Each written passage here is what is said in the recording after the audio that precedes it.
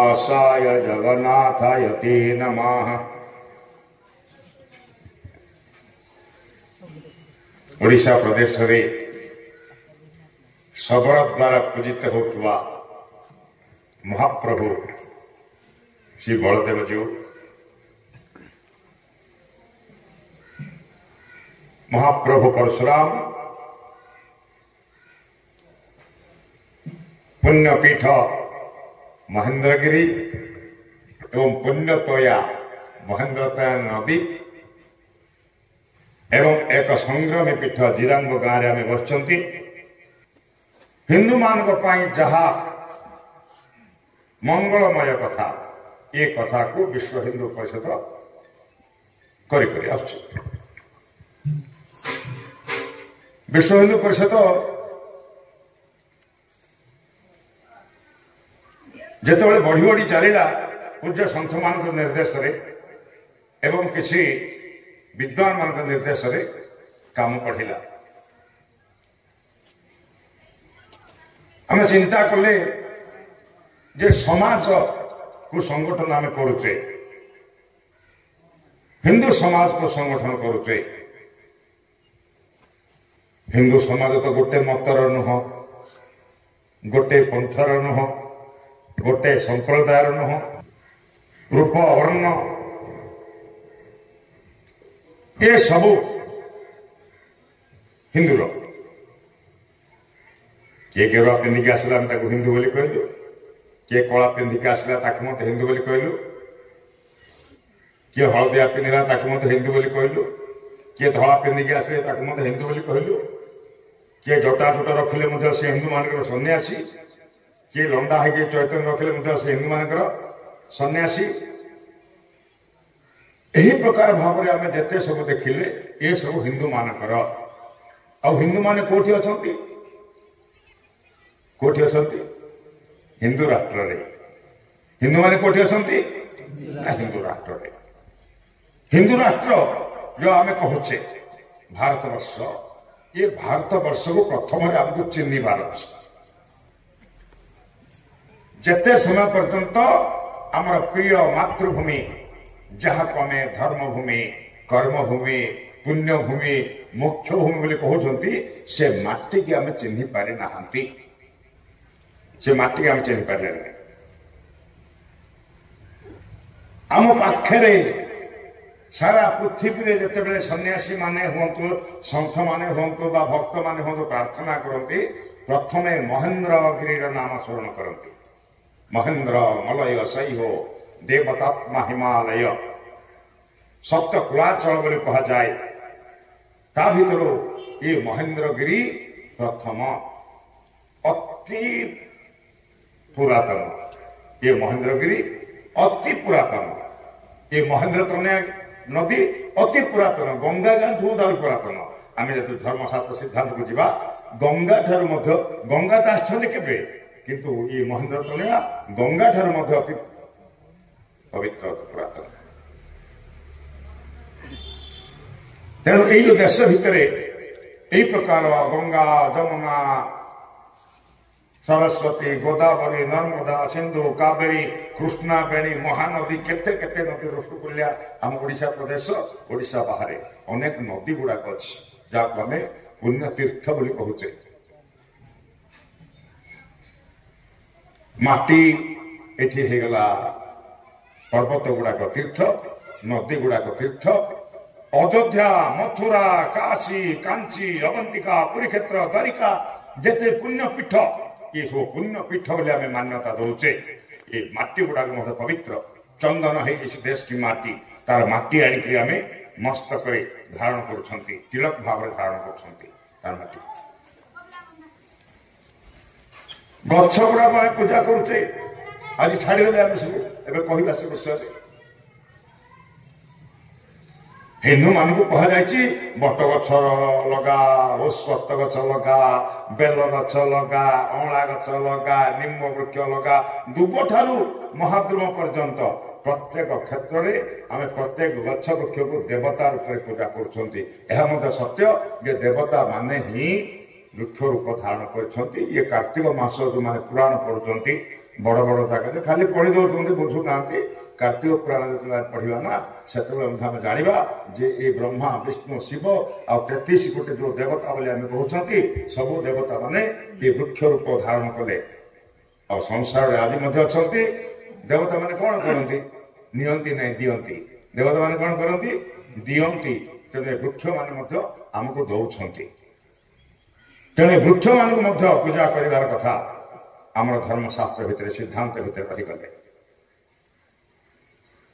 बाघ को मध्य पूजा कलु, सिंह को पूजा कलु, हाथी की पूजा कलु, मर्कट को पूजा कलु, सर्प को पूजा कलु। तेणु ये सब जो भितर आम देवत्व देखिले जो मैंने आमको किसी दियंती आम पूजा कले। आम ऋषि माने यही प्रकार विज्ञान पद्धति सहित ता भितर जड़ित होती सबुथिरे सत्यता को आम उपलब्धि करुछंती। माटी रे मूर्ति करदेलु विसर्जन करदेलु, माटी गणेश मूर्ति करदेलु विसर्जन करदेलु, दुर्गा मूर्ति करदेलु विसर्जन करदेलु, लक्ष्मी मूर्ति करदेलु विसर्जन करदेलु।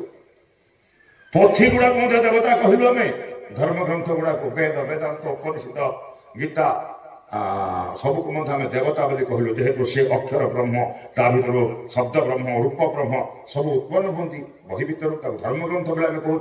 जो देखुचे अनेक ज्ञान आम विषय दौरान तेणु ताको आम धर्म ग्रंथ देवता बोली कहलु। आमको कहते एत देवता तुम ना देवता आमर एत नुह। आमर देवता एक।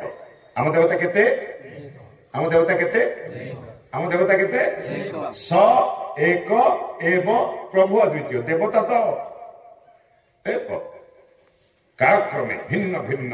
हे प्रभु तुम विविध रूप में हमें बचाते भवकूप से। हे प्रभु आपण भिन्न भिन्न रूप से ये मर्त्यमंडल में अवतीर्ण होती। गाय की देवता बोली कहूँ, गाव विश्वेश्वरमात्र बोली कहूँ, गाय की देवता बोली कहूँ, नारायण को गोपाल बोली कहूँ। यही प्रकार भाव में ये पुण्य भूमि भारत वर्ष को एतिक दीपदर आम जापर ना। टिके टिके टिके जदि भारत को भल पाइबा ये भारत हूँ वैकुंठ भूमि पुण्य भूमि। ये भारत ही राष्ट्र ही राम अटंती।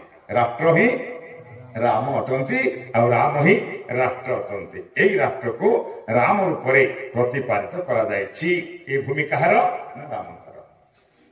राम जन्मभूमि ये सब सत्य ये सब सत्य अनेक मठ अनेक मंदिर अनेक साधु संत महात्मा महापुरुष माने ये भूमि रे जन्म हेले। अनेक वीर पुरुष जन्म हेले धर्म को रक्षा करने। अनेक साधु संत सिद्ध योगी माने जन्म होती ये धर्म को सुरक्षा देवाई ज्ञान प्रदान करने। तीन पीढ़ी स्वाधीनता संग्राम नारायण देव पद्मनाभ देव जगन्नाथ देव ये माने सब संघर्ष कले। ये गुमार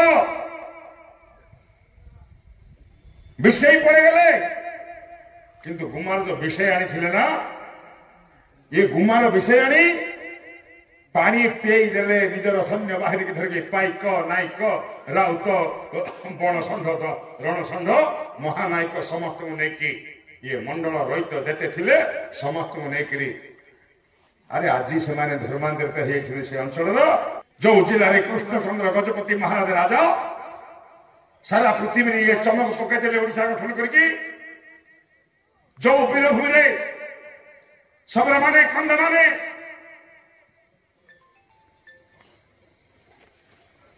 धमक चमक देकरी युद्ध कर लड़ाई करी विषय मान को साथ दे निजर प्रिय मातृभूमि को रक्षा करार प्रमुख भूमिका नहीं। आम आदिवासी आदिवासी अधुष्ट ना ना ना ना ना आग निजे जागिबा पड़े आगे निजे जागिबा पड़े कही पार ये जो अच्छी खतराज कॉलोनी कौन से रामगिरी पाखे आपण भितर किए थे आरसी सबर तार उत्तर मत दिंतु कौन से आरसी सबर कौन आरसी सबर किए अच्छे भितर नहीं। हाँ जड़े व्यक्तिर नाम था राम चांगुड़ा सबर। कौन तार नाम राम चांगुड़ा सबर। ताकू इंग्रेजी माने आरसी सबर बोली कहले। ଆମକୁ ଆସିଲୁ ଡାକି ରାମ ଚାଙ୍ଗୁଡା ସବର ଏଇ ପ୍ରକାର ତନ୍ତ୍ର ବିଦ୍ୟା ତାର ଥିଲା। ମା ମାଣିକେଶ୍ୱରୀଙ୍କର ସେ ଚାଙ୍ଗୁ ବଜଉଥିଲା 150-200 ଚାଙ୍ଗୁ ବାଜିଥିବ ପକଟରେ। ସେ ଗୋଟେ ଚାଙ୍ଗୁ ବାଜିଲେ ସବୁ ଚାଙ୍ଗୁ ବାଜିବ। ଯଦି ଗୋଟେ ଚାଙ୍ଗୁ ବଜେଇବ ସେ କେତେ ଚାଙ୍ଗୁ ବାଜିବ? ସବୁ ଚାଙ୍ଗୁ ବାଜିବ। ସବୁ ପାଇକ ନାୟକ ମାନେ ଯୋଉମାନେ ଥିଲେ ସୈନିକ ମାନେ ଏକାଠି ହେଇଯାଉଥିଲେ। ଜଣେ ସ୍ୱାଧୀନତା ସଂଗ୍ରାମୀ ଥିଲା।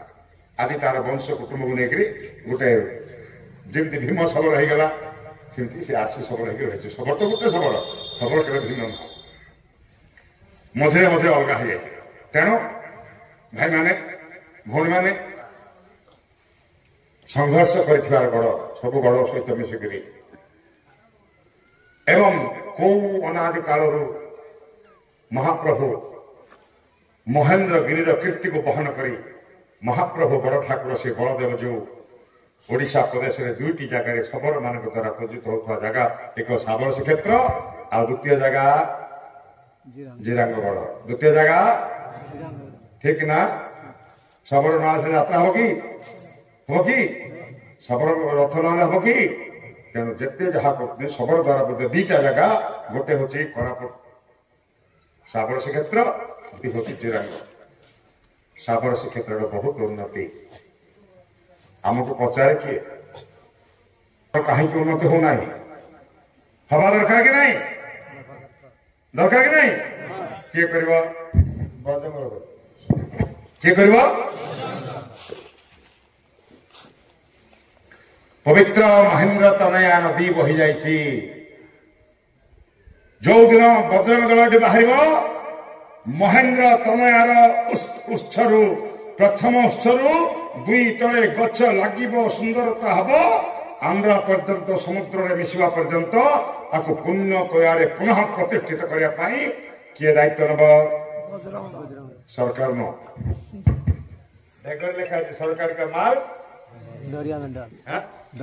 ସରକାରୀ କଳ ସରକାରଟା ହଉଛି ଗୋଟେ କଳ, ବଜରଙ୍ଗ ଦଳ ସରକାରୀ କଳ। ଗୋଟେ ଭାଙ୍ଗିଲେ ଭାଙ୍ଗିବ, ବଜରଙ୍ଗ ପାରିବ ନା? ହବ।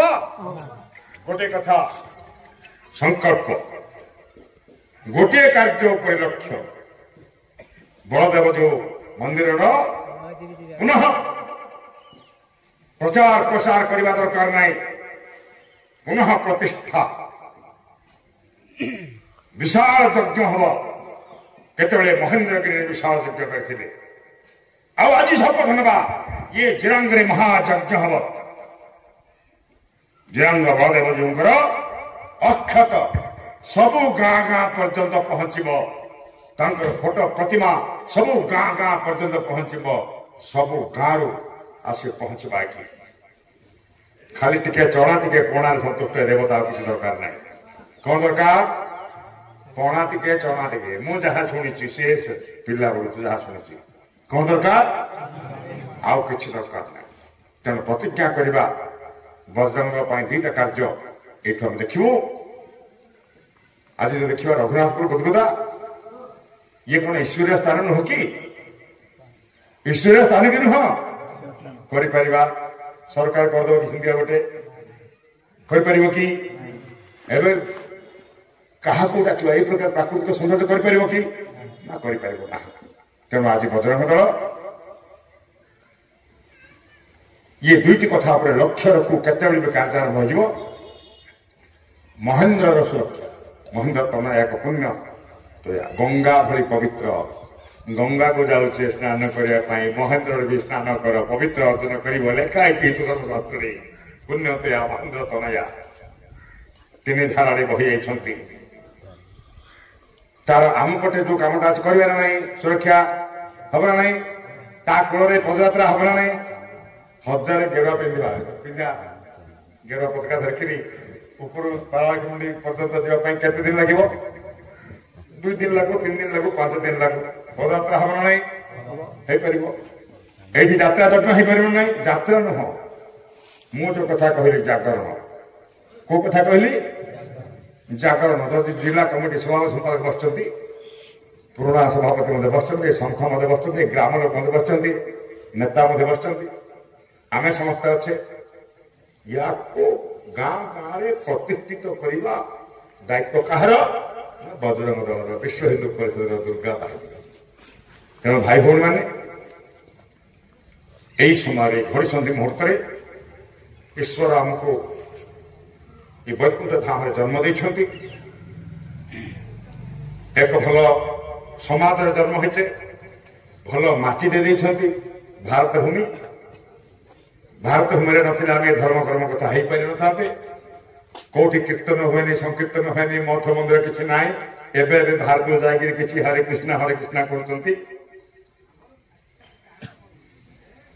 କିନ୍ତୁ ଇଏ ହଉଛି ଧର୍ମଭୂମି, ଯାହା ଗାଁ ଗାଁରେ ଘରେ ଘରେ କୋଣ କୋଣରେ ଧର୍ମ ଧର୍ମ ଧର୍ମ ଭରି ହେଇକି ଅଛି। ତାକୁ ସଂସ୍କାର କରି, କୁସଂସ୍କାର ମୁକ୍ତି କରି ଏକ ସୁସ୍ଥ ହିନ୍ଦୁ ସମାଜ, ସଂଗଠିତ ହିନ୍ଦୁ ସମାଜ, ଶକ୍ତିଶାଳୀ ହିନ୍ଦୁ ସମାଜ ଗଠନ କରିବା ପାଇଁ ଯୋଉ ଚେଷ୍ଟା ଲାଗିଛି ସେତେବେଳଠୁ ଆଜି ମଧ୍ୟ ସେଇ ଚେଷ୍ଟା ଆମେ ନିଶ୍ଚିତ ଭାବେ କରିବା।